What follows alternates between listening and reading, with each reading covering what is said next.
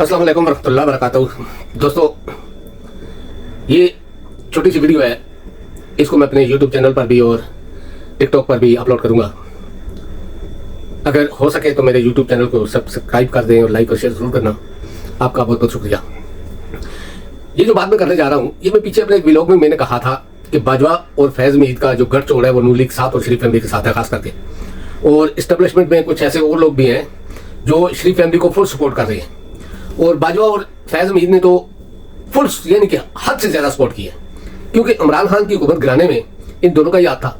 क्योंकि देखें, जब इमरान खान की हुकूमत गिराई गई उससे पहले जो कुछ भी था, आप जानते हैं कि फैज़ मीर क्या कर रहा था, बाजवा क्या कर रहा था, यानी कि दोनों साइडों में खेला जा रहा था।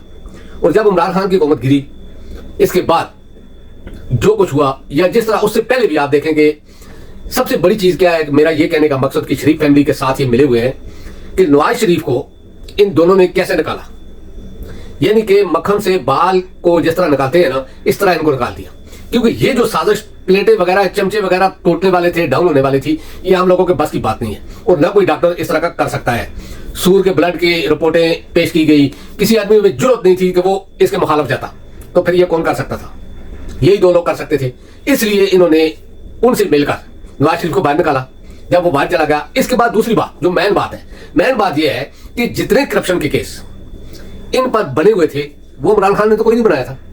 यानी कि नवाज शरीफ के ऊपर, जरदारी के ऊपर, ये दोनों ही एक दूसरे के ऊपर बनाते रहे हैं। और फिर बाजवा हर महफिल में फाइलों प्रूफों के साथ, यानी कि पूरे सबूतों के साथ, हर महफिल में साफियों को दिखा दिखा कर ये बोलता था कि ये लोग चोर हैं, ये गद्दार है, ये बैंक करप्ट है, ये मुल्क के करप्ट हैं, ये पाकिस्तान से पैसा बाहर ले जा रहे हैं, सारा पैसा इस तरह, यानी कि मनी लॉन्ड्रिंग करके।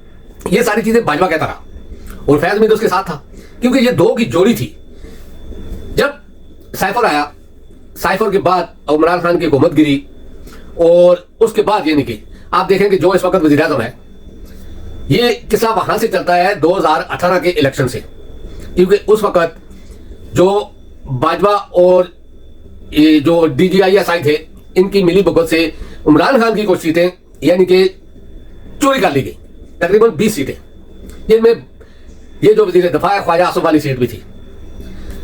तो इमरान खान को जो हुकूमत दी गई वो बिल्कुल लूड़ी लंगड़ी हुकूमत दी गई थी, ताकि इमरान खान हमारे काबू में रहे। इसके साथ MQM को मिलाया, फिर दूसरी साइड में यानी कि तो बाप पार्टी को और फिर चौधरी शजात वगैरह को, इनको मिला के एक हुकूमत बनाई गई। यानी कि जब दिल करे उनको हटा दे इमरान खान। लेकिन फंस वो कहां से आके गए कि उनके पास कोई इमरान खान की फाइल नहीं बन रही थी। यानी कि ना करप्शन थी, ना कोई और इस किस्म का केस था जिस केस में इमरान खान फंसता था वो इसको ब्लैकमेल करते। तो वो ब्लैकमेल कर नहीं सकते थे।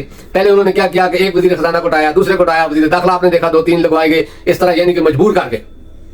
फिर भी उनकी दाल नहीं गली, क्योंकि खान ने, जब खान को थोड़ी थोड़ी समझ आनी शुरू हुई तो खान ने उनकी बात मानने से इनकार कर दिया।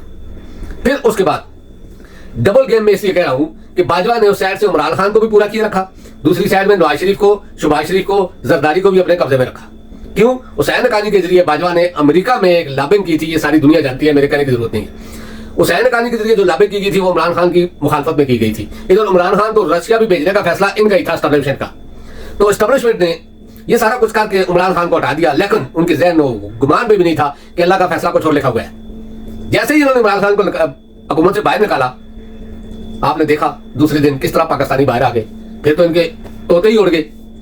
तो ये तक कहने का ये मकसद मेरा है कि फैज़ मीर की जो अब गिरफ्तारी हुई है ये 100% ड्रामा है, एस्टेब्लिशमेंट का और नून लीग का। बाजवा इसमें शामिल है। क्यों? क्योंकि इमरान खान के ऊपर जितने भी केस बनाए गए उनमें किसी में भी इमरान खान को सजा नहीं हो सकती। दिलवाई तो उन्होंने है, लेकिन कोई केस ठहर ही नहीं रहा है। करप्शन उसने की कोई नहीं, उस पर करप्शन का केस है कोई नहीं, तो फिर ये कैसे उसके ऊपर करप्शन का केस डालेंगे? दूसरे नंबर पे और कोई भी ऐसा केस, मुल्क दुश्मनी, जिस तरह नवाज शरीफ, शहबाज शरीफ, जरदारी करते रहे, इस तरह उसने कुछ नहीं किया। यही चीज है कि एस्टेब्लिशमेंट फंस गई थी। उन्होंने फिर क्या किया कि अपने पुराने मोरों को इस्तेमाल किया, यानी कि बाजवा और फैज़ मीर को। फिर फैज़ मीर की गिरफ्तारी हुई। गिरफ्तारी के बाद जो खान साहब ने कह दिया है वही बात मैं भी कहने वाला था, लेकिन खान साहब ने थोड़ी जल्दी कर दी। तो खान साहब ने कह दिया है कि ये भी साजिश वही साजिश है कि अब फैज़ मीर के से बयान करवाया जाएगा, उसको वादा माफगुआ बनाया जाएगा और खान के ऊपर केस डाला जाएगा 9 मई का, या कोई भी ऐसा केस। जिस तरह अभी पिट्ठू साफी और नून लीगी और कुछ लोग साकम नसार के ऊपर एक इल्जाम लगा रहे हैं, यानी कि खुला इल्जाम लग रहे हैं। तो साकिब निसार, फैज हमीद, ये एक गठजोड़ के तौर पे इसको केस को इस्तेमाल किया जाएगा और ये सारा कुछ सिर्फ एक शख्स इमरान खान को आगे से हटाने के लिए हो रहा है। अब पाकिस्तानियों की जिम्मेदारी है, क्यों? क्योंकि ये लोग सारी जिंदगी बरसरे इक़्तिदार रहे हैं, शरीफ फैमिली, जरदारी फैमिली, हुकूमत में, अदारों में इनके बड़े बड़े यानी कि कंटेक्ट हैं, इनके अपने लगाए हुए लोग हैं। आज जगह आपने देख लिया होगा इन 3-4 सालों में इन्होंने कितने कितने लोग लगाए, दुनिया के टॉप क्लास के करप्ट लोग उठाकर इन्होंने ऐसे ऐसे अदारों में लगा दिए, जैसे गोश्त की राखी बिल्लिया बैठता है ना, इस तरह बैठा दिए गए। तो मेरा ये कहने का मकसद है कि पाकिस्तान पाकिस्तानियों का है, हम अबे वतन पाकिस्तानी हैं, हम अपनी फौज से भी प्यार करते हैं, हम अपने अदारों से भी प्यार करते हैं, लेकिन हो सकता है कि कुछ लोगों की मजबूरी हो कि वो खान साहब को आगे से हटाना चाहते हैं। तो पाकिस्तानी अवाम का भी अब हक बनता है कि पहली बार पाकिस्तान बनने के बाद, कायद-ए-आज़म और लियाकत अली खान के बाद पहली बार कोई शख्स आया है जो ईमानदार भी है और मबे वतन भी है, तो उसको ज़ाया मत होने दें। तो दोस्तों यही मेरी खबर थी कि फैज हमीद को गिरफ्तार करना ये एक ड्रामा है, यानी कि सारे खेल रहे ने पसपुंडा खेलना रह गया, उन्हें पसपुंडा खेलना है जासी फैज हमीद को बयान तो ला के खान साहब फसाने की कोशिश की जाती, क्योंकि इस तो पहले कोई मिलिट्री कोर्ट यानी कि मिलिट्री ट्रायल दे इन्होंने जो कुत्ते साफी ने वो बह के भुगते रहते ने चलना होते कि मिलिट्री कोर्ट ये है वो है, इमरान खान का बचना मुहाल है, ये होगा वो हो गया, लेकिन नहीं। उन जानवरों को सिर्फ इतना मैं बता देना चाहता हूँ कि मौत और जिंदगी, इज्जत और जिल्लत सब उस रब के हाथ में है, तुम्हारे भूखने से कुछ नहीं होगा।